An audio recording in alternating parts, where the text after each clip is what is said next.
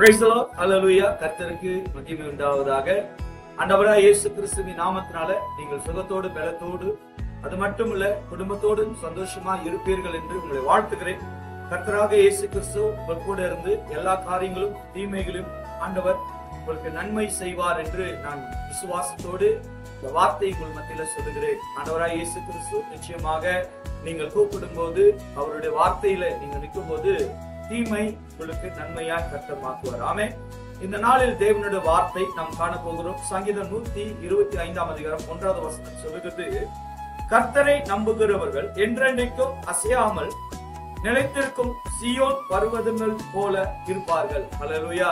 பாருங்க, நம்ம வாழ்க்கையில ஆண்டவரை நம்பும் போது, ஆண்டவரை விசுவாசிக்கும் போது எவ்வளவு சோதனைகள் வந்தாலும் நம்ம பயப்படக்கூடாது, நம்ம கலங்கக்கூடாது, தடுமாறக்கூடாது. சிலவர்களுக்கு பார்க்கும்போது அவங்க சுபாவத்துல அவங்க கேரக்டர்ல ஏதாவது ஒரு காரியத்தை பார்த்துட்டார்கள், கேள்விப்பட்டாங்கன்னா ரொம்ப பதறுவாங்க, ரொம்ப பயப்படுவாங்க, ரொம்ப கலங்குவாங்க.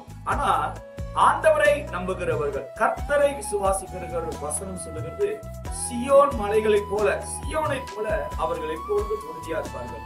பிரியமானவர்களே, ஆண்டவர் உங்களை பார்த்து சொல்லுகிற வார்த்தை, கலங்காதீங்க, திகையாதீங்க, பயப்படாதீங்க, வேதனைப்படாதீங்க. ஆண்டவர் உங்க கூட இருக்கிறாரு. நீங்க கர்த்தரை விசுவாசிக்கிற ஜனமா இருக்கிறதுனால ஒரு நாளும் கவலைகளுக்கு இடம் கொடுக்காதீங்க. பாஸ்டர், என் வாழ்க்கையில அநேக காரியங்கள் இருக்குது, அதனால நான் கவலைப்படுகிறேன்னு சொன்னா தேவன் நம்மளுக்கு கவலை தரல. நம்ம கவலையில வாழ தேவன் அனுமதி கொடுக்கல. எதுக்கு நம்ம கவலையில வாழ வேண்டும்? கவலையை ஏற்றுக்கொள்ள வேண்டும். கவலை என்பது உலகத்துடைய தன்மையா இருக்கிறது.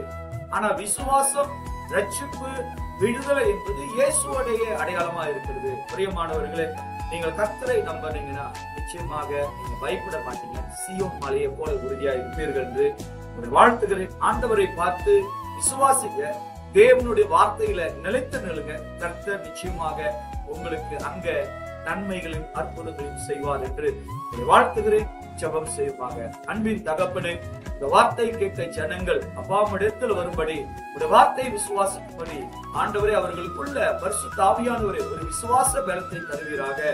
ஆண்டவரே, அவர்கள் எந்த சூழ்நிலையில இருந்தாலும் பார்க்கிற ஒவ்வொரு பிள்ளைகளையும் ஆண்டவரே நீர் அவர்களுடைய குறைவுகளை இயேசு கிறிஸ்துவின் நாமத்தினால நிறைவாய் மாறுவதாக என்று சொல்லி ஒப்புக் கொடுக்கிறேன். அவர்களை ஆசீர்வதியும், குடும்பங்களை ஆசீர்வதியும்.